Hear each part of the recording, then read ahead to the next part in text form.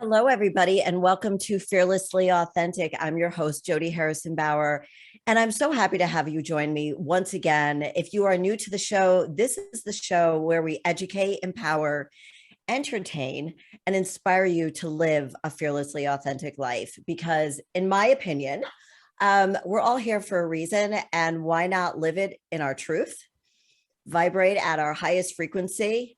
And yes, there are always going to be fears in our life, but it's the way we face them all the time. And that's how we grow. So, along with my guests and myself, sometimes I'm on here alone.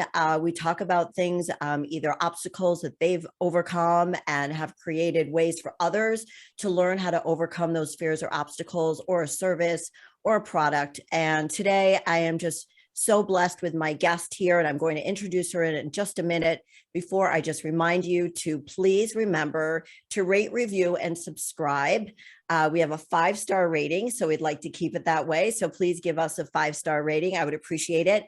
And you can also subscribe on my YouTube channel. So there you can see me and my guests, and you can listen and watch the show at the same time, which I think is a wonderful thing. I think most of us now love to see what people look like but obviously if you're in your car, you can't do that. So on YouTube or wherever podcast platform you decide to listen to, you can find Fearlessly Authentic with me, Jody Harrison Bauer. And just a reminder about something that I've been talking about also almost every week now. About a year and a half, when I turned 60, so that makes me almost 61 and a half now, I started going more plant-based, and I used a company called Sakara, Sakara, to create meals, and they deliver them to my home. They also have energy bars and metabolism powder and metabolism bars and all other types of things to keep us hydrated and feeling our best. And everything is plant-based. One of my favorite products besides their meals that they deliver is their energy bar and their chlorophyll water, which is great to detox if you're dehydrated. So if you want to try this, use my code XOJODY to save 20% off your first order. Go to Sakara, Sakara.com, XOJODY to save 20%. And that is it. That is it, Marion. Here we go. My guest today is Marion Roach Smith. Welcome, welcome. Thank you for having me. It's such a joy to be near your energy. Whoa. Oh my goodness. Wow. Thank you. That means so much coming from you. Wow. I really appreciate that. Thank you for sitting through that little intro. I know that this is what it is with live radio, right? Yes. And you've been in radio, but we're going to get to all of this. Okay. I want to introduce you to the audience. So here we go. Marion Roach Smith is the author of 4 books, including the Memoir Project, a thoroughly non-standardized text for writing and life. A former staffer at the New York Times, she has been a commentator on NPR's All Things Considered and a talk show host on Sirius Satellite Radio. She currently runs a writing lab called the Memoir Project, which I hope to be a part of soon, and teaches memoir worldwide at marionroach.com. And we'll give that to you again at the end of the show. So you have lived a very full life. Well, I'd like to think I'm fearlessly authentic. And I love the fact that that's the way you brand yourself. And I get it, man. That's so important. It really is, because I think so often we believe, whether it's the way we were raised or the way we've just become, that we need to be something that we're not. And everything in your universe and your world starts to come to fruition when you really are being your authentic self. And that's forever evolving, don't you think? I think so. And I think a lot of us think if we're going to be successful, the people that I deal with are writers. So to be successful, you really can't chase after somebody else's style. You really can't. If you love the YA, the young adult novel world, and you have a big fan base, big fangirl feeling about somebody else's books, don't write those books. Write in the YA, but find your own place, right? Because you're just not going to be satisfied. And I think that goes for everything, your own style, all of this stuff that we feel that we respond to in fashion and in media is great, that we love it, but being our own selves is where the happiness lies. Absolutely. I agree. And you have a daughter, I have 2 daughters. And one of the things that I always taught my daughters was, look, it's great to buy something that's trendy, but make sure that the things that you have that you buy are quality, and buy one or two trendy things, but don't go all trendy unless, you're Rockefeller. Does anybody even know who Rockefeller is anymore? Anyway, the Kardashians, I should say. I Yeah. don't know. Anyway, it's and don't try to be somebody you're not. I learned that in a really interesting way. When I started competing at 47 in fitness shows, my coach, who was just a few years younger than me, said to me, Harrison, stop looking at the other girls, because I was her oldest client. She said, stop looking at the other girls, because I would be like, oh, she's built like me. I should walk like that. I should walk like that. And she said, just walk like you. Just Oh, walk like you. yeah. And I thought, well, that's pretty brilliant. I don't really know what my walk is, but that's where you step into the truth, right? When you're helping others write their book, their memoir. That tell me a little bit about, well, we're going to get to that. I want to start from the beginning. Okay. How did you get involved in, you were a journalist, right? So you went to school for journalism, and tell me what happened after you got out of school. So I actually went to school and I was a government major at St. Lawrence University. And when I got out of school, there used to be a lot of entry level jobs in New York in journalism. Every magazine had them, every TV station had them. It was a very different time. And I got a job at the New York Times for the summer. And that was amazing and thrilling. And it was a very exciting time in journalism. It was post Watergate, but it was not before all the other scandals we've had subsequently. Yes. But a lot of people were very respectful of journalism then, and especially of the New York Times. And so it was a thrilling place to work. But right after I got there, my father died. And he was older than my mom. And my mom started to become forgetful. She was 49 years old. And I had no idea what was going on. And as it turned out, neither did anybody else. So I finally got her to a memory clinic. I was lucky to be in Manhattan. There was a memory clinic at NYU, and the doctor diagnosed her with something I had never heard of. Now we've all heard of it. It's Alzheimer's disease. And he said there are 4.5 million people in the country that have this, and it's going to be one of the greatest healthcare crises in the history of the world. And I thought, oh my goodness, what should I do? And I ended up writing a piece about it that got published in the New York Times Magazine. This is a few years after I got to the Times, but I was still in my 20s. And it was an extraordinary thing to happen to a young writer. That is the most powerful magazine in the world. That they took a chance on me was remarkable.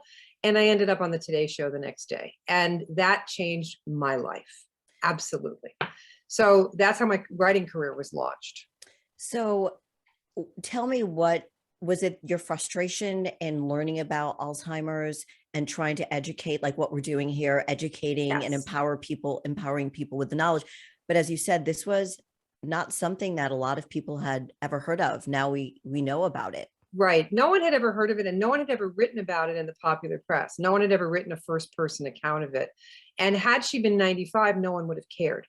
But when I described her behavior as incapable, incontinent, unable to recognize me, by the time she was 51 years old, by the time the piece was published, that was so shocking. And then I describe her, and then I say, my mother is 51 years old. And it was so shocking to people that you couldn't turn away. And the letters started arriving in huge mail bags the first day. And they kept coming and coming and coming because no one had ever talked about it. And yet there were 4.5 million people in the country that had it, which means there were about 16 million people in the country involved, because everybody has caregivers, right? So it was a huge, huge awakening. And I got calls from everybody. I got calls from the mayor of New York saying, what do you mean there's no information and referral office anywhere in the world? Let's start the first one. This was Mayor Koch, right? Mayor Koch, Ed Loved Koch, him. right? And I loved him for that. Yes. It was an amazing thing that he did. And he helped me and the Department of Health set up the first information referral office in the world that's been now copied worldwide. And I got a call from Congress to come and testify about research, because there was no research dollars. There was no Alzheimer's Association. It was just fledgling. So this was an extraordinary thing to be part of. But your question was about what was I trying to do? First of all, I was trying to work off some of my rage, because this was my mother and she was very young. And so with a writer, you've got to be careful, because anger can really destroy your voice as a writer. And I had to be careful. So I decided that I would break everyone's hearts. And that worked really, really well. If you want to educate people, my father used to say, who was also a writer, either put something to music or make them laugh. And I thought, wait, I'm going to add one to that, or make them cry. And I could make anybody cry telling them the story of my mother. Interesting. That makes total sense. And you just really listen to your heart. Yeah. You try to take the anger out of it, because that's hard. You know, when my mom had her stroke, she passed away at the end of December, but she had a stroke and she was paralyzed on one side and 80% speech impaired. Oh, And it was horrible to see a woman. Now, granted, she was 80, she wasn't 49, but to see, I would assume that your mom was a very vibrant woman, to yes. notice that decline. And my mom at 80 was very vibrant. That's the word I always use to describe her.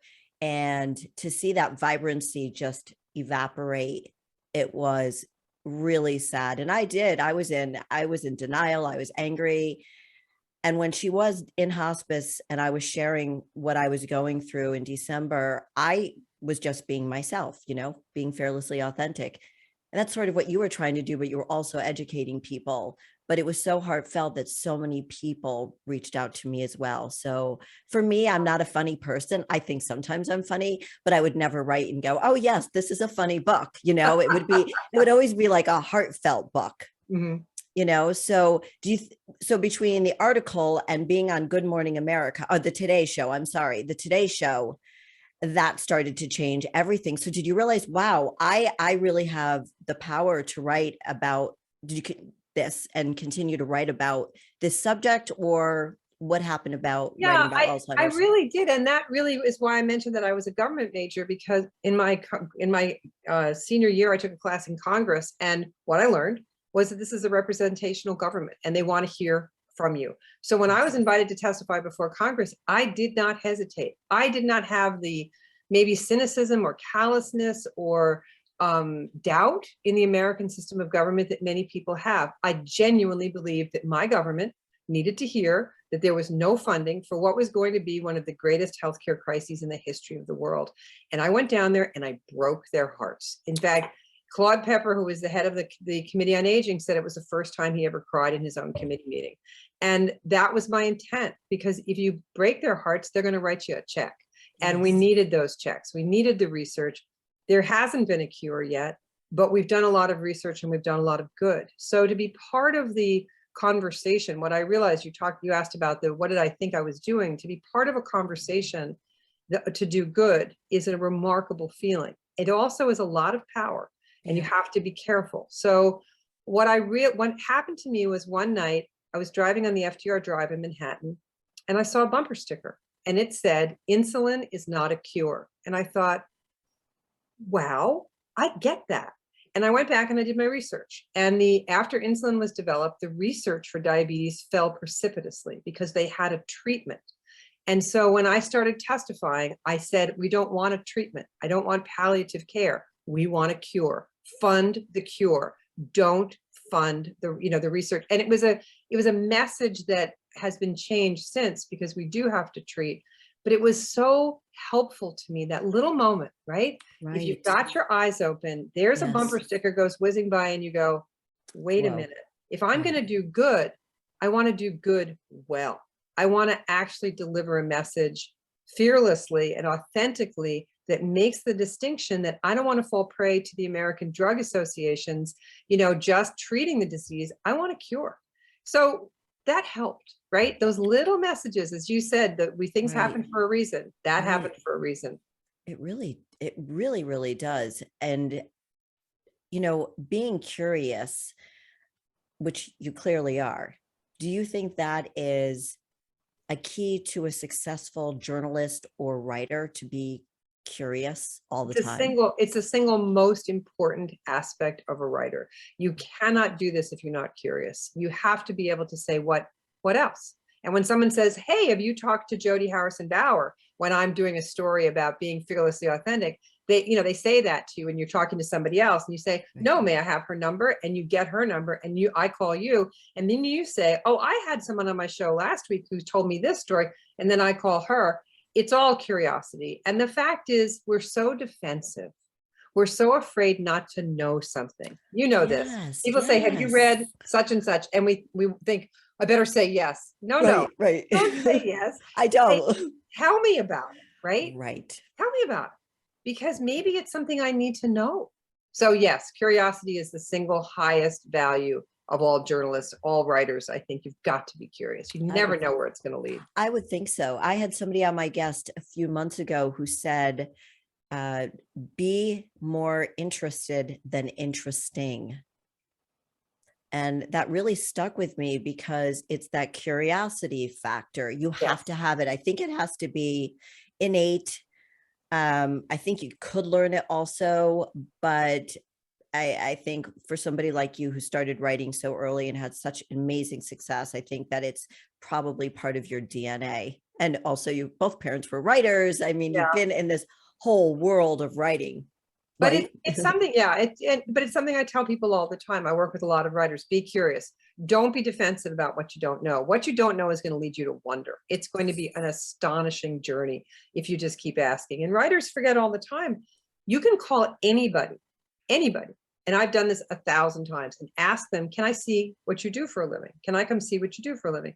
I have never had someone say no to me. I have been to autopsies. I have been on outrageous places in the world, looking at things. I have flown halfway around the world to interview people. If you say it to them that way, I'm writing a novel and my character is a flower shop owner. May I come and see how you run your flower shop? That person will be so honored to have you. You can tag along with almost anyone. I've even gotten in the backseat of a lot of police cars over the years by just saying, can I go along? And I have. I know. I want to talk about that. So you wrote this book, New York, on the Today Show. It changed your life. It changed your life. The next book, that was the name of that book was called Another Name for Madness, correct? Yes, it was published by Houghton Mifflin. Yep. Okay. And you wrote that in what year? It was published in the 80s, 86, in the 80s, probably. Yeah. Okay. And we mentioned Ed Koch. And you writing in the back of a police car, that the name of that book that you were doing this research for, and I want to hear about that, is called Dead Reckoning. Yes, that was about that. I spent 2 years behind the scenes in the world of forensic science, which was really wild. I find it fascinating. It was. What I noticed was I was watching all those shows in the early iteration of those forensic science shows. I was watching it, but I was watching them like this with my hands. Me too. Yeah. And I thought, now wait a second. If you're watching them, what's the fear factor, and what's that all about? And I wonder how many millions of people watch them that way. And oh my goodness, I got to write a book about this. So I met Dr. Michael Baden, who's arguably the finest forensic pathologist in the world. He's done everybody he was literally part of the Warren Commission in the investigation of the assassination of John Kennedy he's out there today doing autopsies. We've got Dr. Lee here in the New Haven area. And Dr. Lee is in that book. I got to ride with Dr. Lee for a couple of days. Great man. Wow. He's brilliant. He's also an intuitive. I mean, he sees things that no one else sees. Right. So I proposed to Dr. Baden that if we co-wrote this book, he could get me into the schools that only law enforcement are allowed to attend. So blood spatter analysis school, forensic entomology, which is studying bugs, and into places like seeing Henry Lee at work. And he said, sure, I'll get you access to all that. And that was so thrilling. So I ended up at autopsies. I ended up at looking at a lot of crime scene photos, but I ended up in these very specialized schools like blood spatter analysis school, which is crazy wild. And you have to go through those as a law enforcement person to be able to testify in court. So you can say, I am a certified blood spatter analysis person. For me, it worked really well being a parent of a young child, because I could say, oh, she cut her finger here, went screaming, running down the hall. Look at the blood on the ceiling. I can tell. No, it was kind of funny. It was like, yeah, this is weird because it's kind of coming into my own life. But right. That was a lot of fun and very interesting. And I got to do all those things. We went out to Las Vegas. We went out to Reno. I got to meet Wayne Newton, which was hilarious and wild. And I can't even imagine what he must look like in person. Right. And yeah, a little scary. All diamonds and expensive cowboy boots, man. And he had a particular issue that he wanted to explore with the forensic scientists. So I had a lot of fun. And that book came out right before 9/11. That's when I remember the pub date was. So I had an extraordinary experience to look into my own curiosity, to get back to your original point. So we're going to get into your other book and what you do to help other people. you know, I loved when I said, tell me about your book. And you said, I had this curiosity about blah, blah, blah. So I decided I'm going to write a book about that. To me, and we talked about this earlier, to me, one of the places that I'm the least confident ever is I've never written a book. I would be so insecure about, I can't even imagine saying what you just said, which was, oh yeah, I'm really curious about that. I'm going to write a book about it. It's just crazy. And I wish um I had the confidence to do it. So, but that's what you teach other people to do, Well, I think right? we're going to have to work on that because Yeah. people are curious about how you became fearlessly authentic. And it's exactly this kind of story that we need. Here's the deal. If you're transparent, you raise consciousness. If you, Mhm. when I showed that my mother at 51 years old was angry, hostile, incontinent, when I shared that with people, the other people who were home alone, who had never read a word about this illness, were able to feel more their own humanity, that they weren't Right. the only people that were in this situation with a forgetful or senile or demented individual in their lives who didn't know who they were anymore. So you raise consciousness when you tell your story. You know, we've been telling our stories since the first person scrawled a painting on a cave. Right. And we need to tell our stories because we're very, very isolated, especially now. Yes, So tell your story, sister. I will. We're going to talk. Let's go on to your next book, The Okay. Roots of Desire. Yeah. Now, I love that because it's about redheads. I'm not a redhead. Clearly, I'm not a redhead, but you are. Just act like one. Yeah. Yes, yes. So, tell me about that. What drove you to write a book about that? So I heard through somebody that somebody in the world had discovered the quote gene for red hair. And I thought, and this was right when we were going through all of the genomic discoveries, and we were all felt so sort of hyped up on the after the OJ trial. We all thought we knew what DNA was. Of course, nobody could. You know, I asked 10 people, explain DNA to me, and they're like, Right. oh, well, I don't know. So I thought, now wait a second, that's really interesting to me. But then I heard that someone had discovered the gene for red hair, and I thought, that's insane. Who cares? Because we only care about genetics that show us the cause of illness or genetics that are going to make somebody money. You know, we don't really care about these, and we're not at all good at talking about skin color. We are so bad at that in this country. I wonder if I could write it. Why do you think that is? Oh, well, race. I mean, the racism conversation just leads us nowhere every time we try to have it. And we get very defensive, and we haven't gotten it right because we haven't gotten our original story right. So I thought, can I contribute to this conversation, but take it someplace else, to hair color? Because everybody has assumptions about redheads. And I was a redhead, you know, born a redhead. And I thought, wait a minute, this could be really, really fun. So I tracked down the doctor who discovered the gene. It's actually a mutation on a gene. He's in Edinburgh, Scotland. And I asked him, you know, tell me what you found. And he told me, and I thought, this is too great to pass up. So I got on a plane and I went over there. And then he introduced me to 25 other scientists and people that I had to talk to. And I ended up traveling for 2 years, looking at the history of the story of how we relate to redheads. Everyone thinks redheads are highly sexualized, bad-tempered. Well, it turns out the story of red hair goes back to the beginning of story itself. And when you want to paint someone as unpredictable, fiery, Judas was painted as a redhead by the 9th century in pretty much every illustration of him, because it's a way of saying to the illiterate, that's what evil looks like. So I found all these versions of that sitting in St. Paul's Cathedral in London, completely on a whim. One afternoon during evensong, I was sitting on the right side of the choir, and I look up and there's this huge mosaic triptych up on the wall. And in the first picture, it's Adam and Eve, happy as they can be. She's got 14 karat gold tiles for her hair. In the second picture, she's biting the apple, 14 karat gold tiles for her hair. And in the third picture, she's getting summoned out of the garden and she's wearing nothing but her red hair that covers her body. I didn't know that. I know, right? And I looked at that and I went, wait a minute, even here, it's everywhere. It's absolutely everywhere. So it makes a great story. It does. You know what? When you said that, I do think of the characters that have been created like in cartoons, like in the Archies. Well, Archie Yeah. was a redhead, but he wasn't really fiery or a vixen. He was, I Men are think it's different. right, it's different for men, right?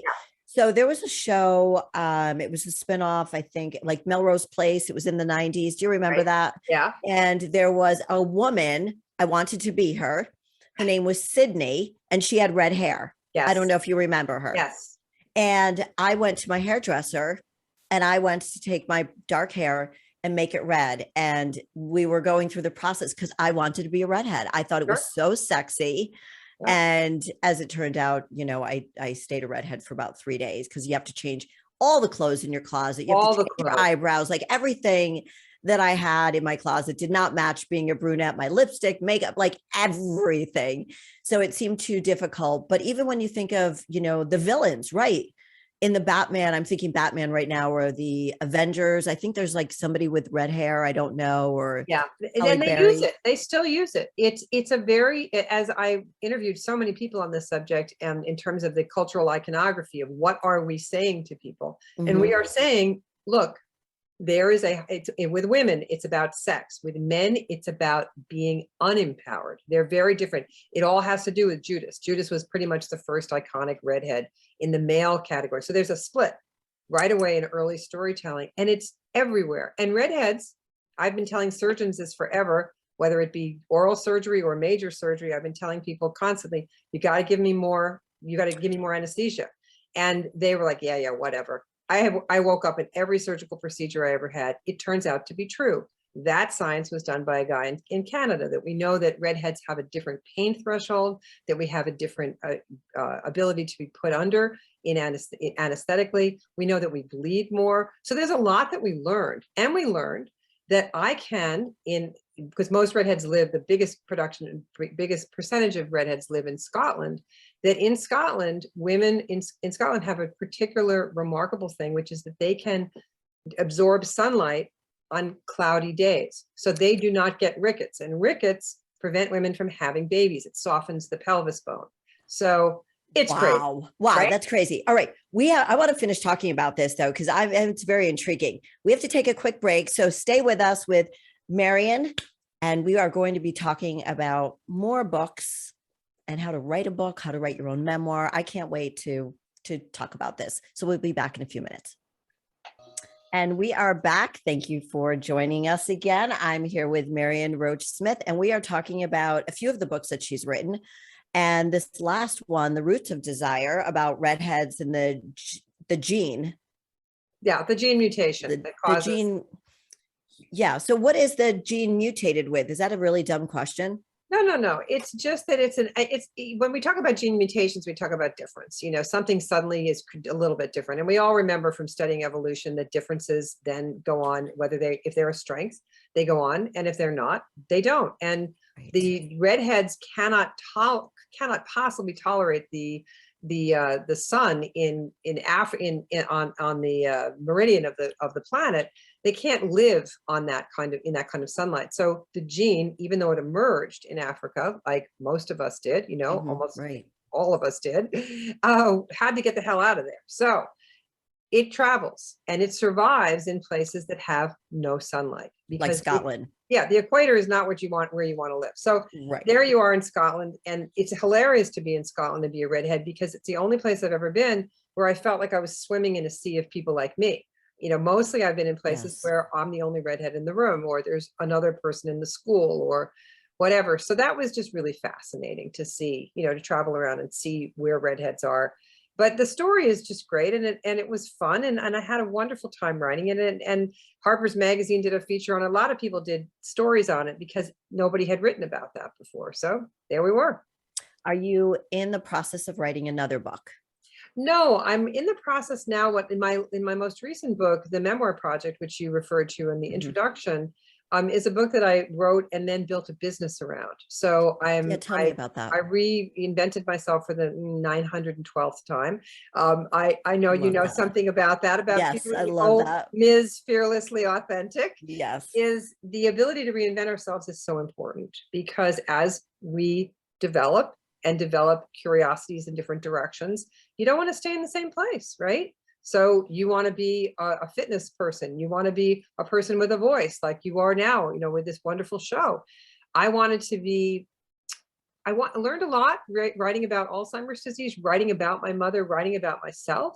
I learned a lot about the power of telling one's tale that I had not been trained to do as a journalist. You're supposed to keep yourself out of the story. And I was really taken by the idea of memoir and what it does for people. So I started teaching it at a little art center in upstate New York, and it was very fun, and I loved that. And then I wrote a book about it, and the book got bought, and the book has been selling now for 12 years, which is a really thrilling thing to happen to a writer, to have a book be successful. But what I did was I built a business around it, and it's an online business where I teach memoir, and I get to work with other people's stories. So I'm also a huge believer, if you've been given the advantages that I've been given and had these successes, that it's time to give it back. So that's what my business is based on, is teaching everyone what I know about writing books, essays, op-eds, personal essays, and it's really wonderful. I've got literally thousands of clients worldwide, and people there. I've got 64 books on my shelf of people that have published that have worked with me. So that's pretty Wow. wonderful. That is really wonderful. Yeah. Why did you choose memoirs as the vehicle to teach people? Yeah, it's because memoir is the single greatest portal to self-discovery. I don't know how I feel about anything until I write it down. You know how we talk. Oh, Yes. Jody, I went to this restaurant last night. It was like so great. It was great. Like, you got to go. But you just learned nothing, right? So if you flip that a little bit and say, what do I really think about gun control? What do I really think about God? What do I really think about marriage? What do I really think about parenting? And you sit down and you write 750 words about what you really derived from being your daughter's mother. You're about to discover what you really think. You're about to get past that, it's great, which isn't so Right. informative. No. And so we learn and we integrate. In other words, all of the experience of motherhood is there inside you. All of those first school shoes that you bought, all of those graduations you attended, all of those skinned knees, all of those softball games you sat through, it's all in there. But you haven't really processed and integrated it. So sit down and write about it, and you will come away with an appreciation of your life that will bring you to your knees. And I think that's a damn good place to be. I think that's beautiful. Do you think that do you truly believe in your heart of hearts that everybody has a story to share? Everybody. So you think everybody's story is interesting? I think everybody's story is worth writing. I Okay. don't suspect that everybody's story is necessarily going to be interesting to others to read. Mhm, But I know that in this world where we're othering people all the time, that mhm. as I reach out and read outside of my own comfort zone, and I read about cultures that I know nothing about, and I teach people, I have a woman in a class right now who calls in from Karachi, Pakistan, and she gets up at 3 a.m. for my master class that I take. And the other day on the class, I mean, I get all choked up saying this. It's 6 o'clock in the morning for her. It's 8 o'clock at night for us. And we hear this sound, the 7 of us on the call coming through her microphone. And it's the call to prayer in her Muslim country, Mm, coming from halfway around the world so that we can hear it. I powerful. needed that sound. I needed to understand who she is, right? That's a beautiful experience. So that I believe that not every story is meant to be read by other people. Some are just meant for you. Some are meant for your family. I wish my parents, both writers, had written their stories. They didn't. And so I think that there's various purposes for the stories, but all of them benefit the writer. So when somebody comes to you and says, I have a memoir that I want to write, I don't know if anyone's going to find it interesting, or then you've got the person who says, I want to write a memoir and I want it to be a bestseller.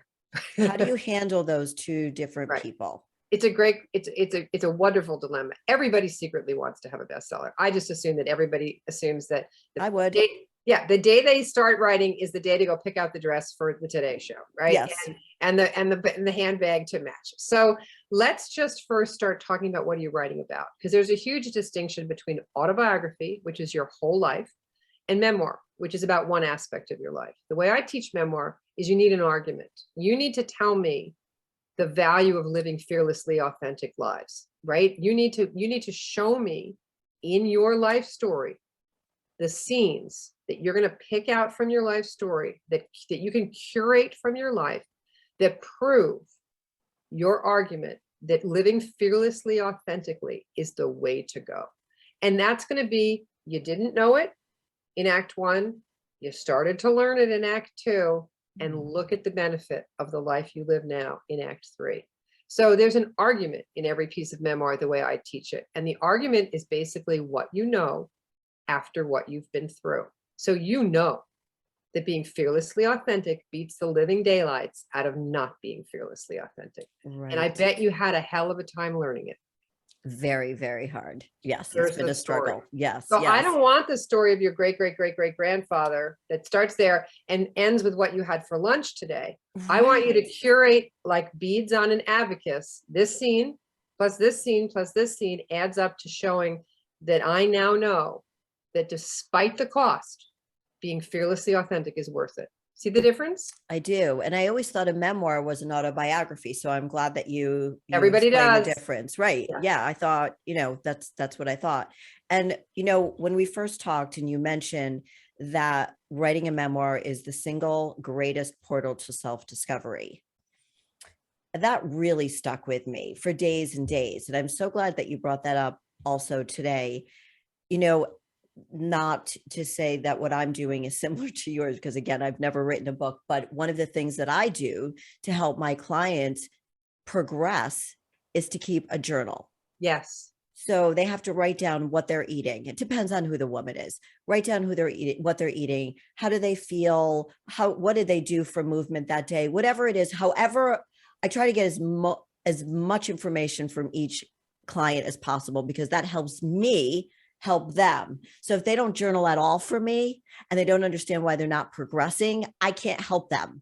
Right. But like what you're saying is at the end of their journey where they've reached their goal, for example, it's very emotional. It's cathartic. They've learned so much about themselves that if they didn't write, they wouldn't have gotten from A to Z. Right. There you go. Yeah. Very similar. It's a form of excellence in both discoveries, right? How can I be the best self I can be? How can I understand myself as best as I can? And I think it's remarkable. And as I said, you can write, and also you can have a writing life if you write the way I teach people to write. And if you write that one big book that starts with your great, great, great grandfather and ends with what you had for lunch today, you're never going to finish it and no one's ever going to read it. But if you start saying, what are my areas of expertise? Like, what are the big things I've been through? Well, I've been through caregiving. So that's one thing I write about extensively.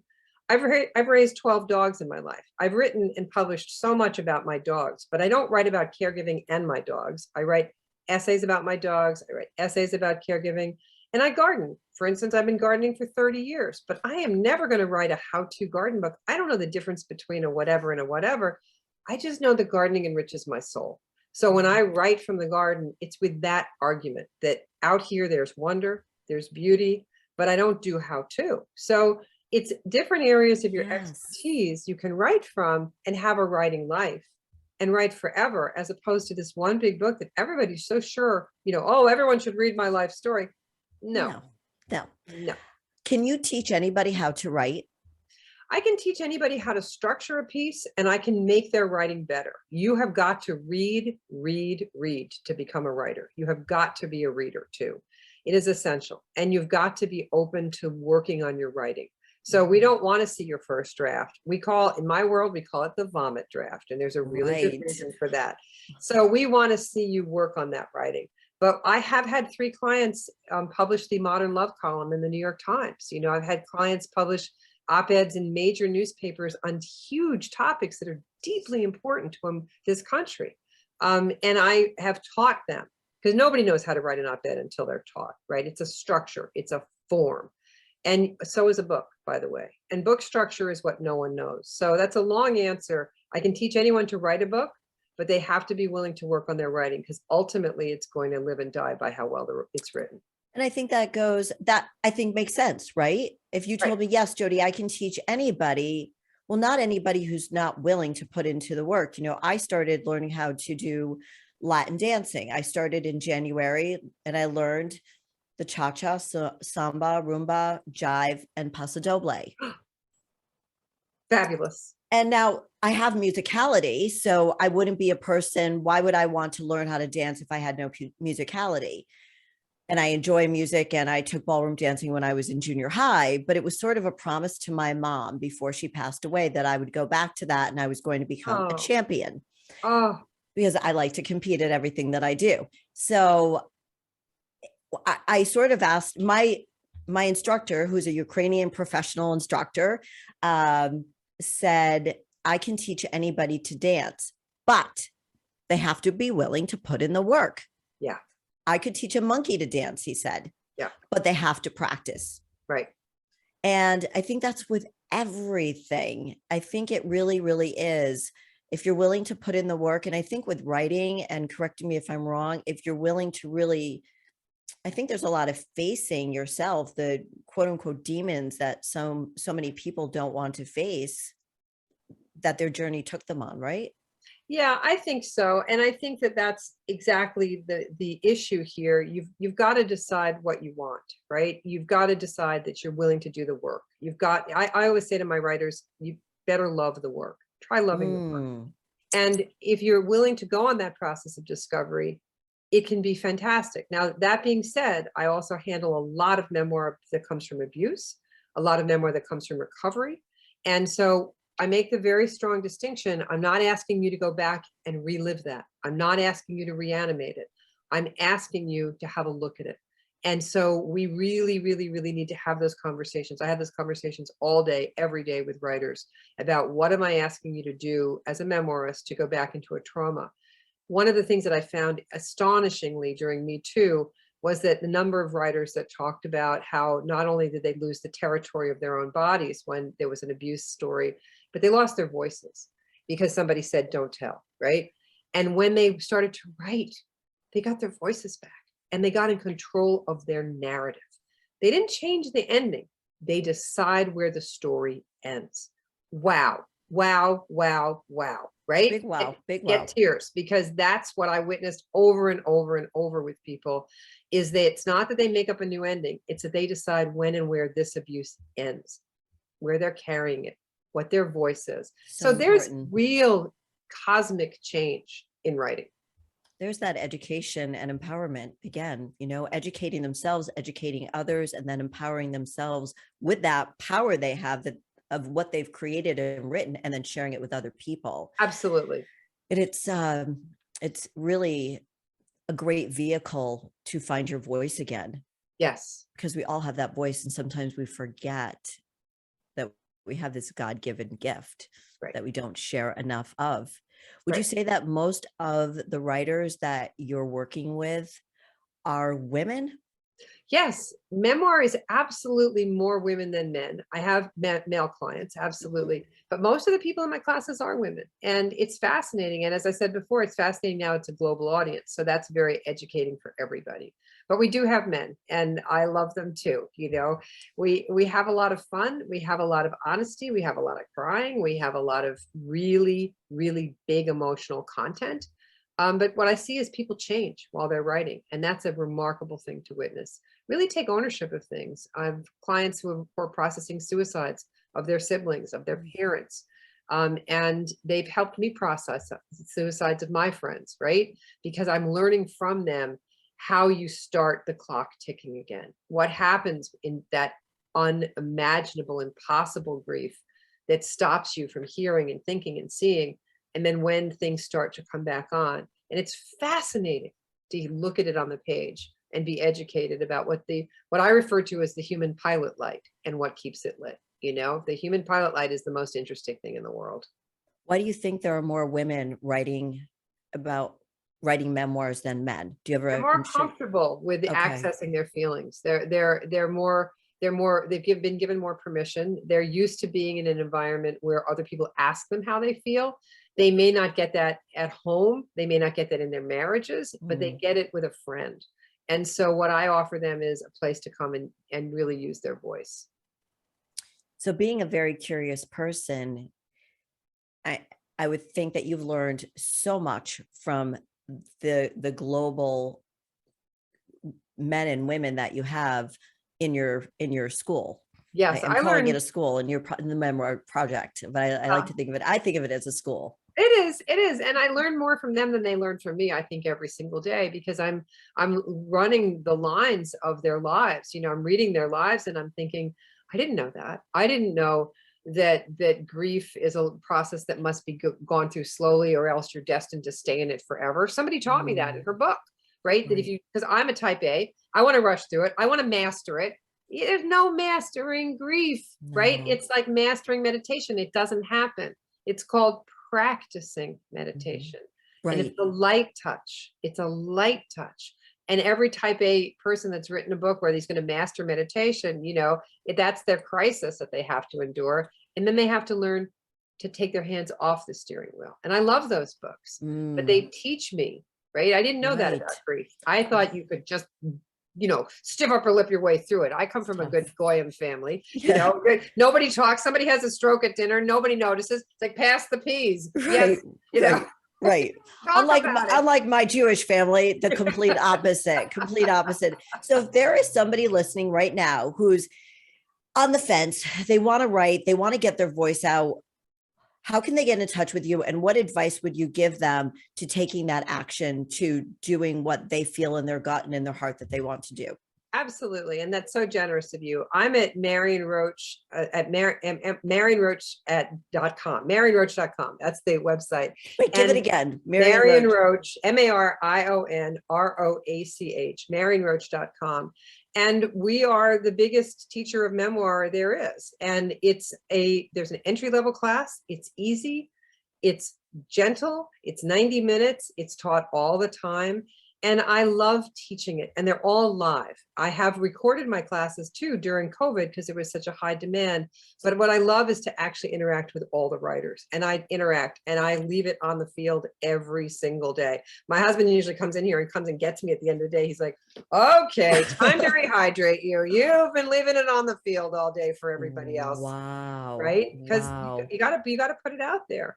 The stories are there and I'm very respectful of them, but you've got to treat each one individually, right? So marionroach.com, lots and lots of classes, everything from the entry level class to book structure to op-eds to how to write your first book. I teach a master class where you'll have a first draft of a book in 6 months. And I just love to meet people. So Promise? come on, Promise? promise, 6 months? promise. If you work, if Wow. Jody, if you work hard. I'm a very, very disciplined person.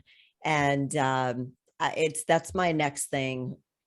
And maybe getting on stage and doing bikini competitions again. But we'll see. We'll see. And so I have one last question for you as we're coming to the end of the show. What does it mean for you to be fearlessly authentic? It means to really say yes to my own ideas. So I may have what seems like a crazy idea. I may say, oh, I want to write a book. Oh, on red hair because somebody discovered the gene. It's leaning in. Fearlessly authentic means to absolutely lean into my own ideas. It's so easy to pitch them to someone else and have them talk you out of it. The key here is to say, what do you want? Why do you want it? Where's that going to take you? Wow, let's go. And so it's got to be fearless. It's got to be authentic. It's got to come from my own soul, right? That I just want to follow up on that. We talk ourselves out of some of our very best ideas. And that's very, very sad to me.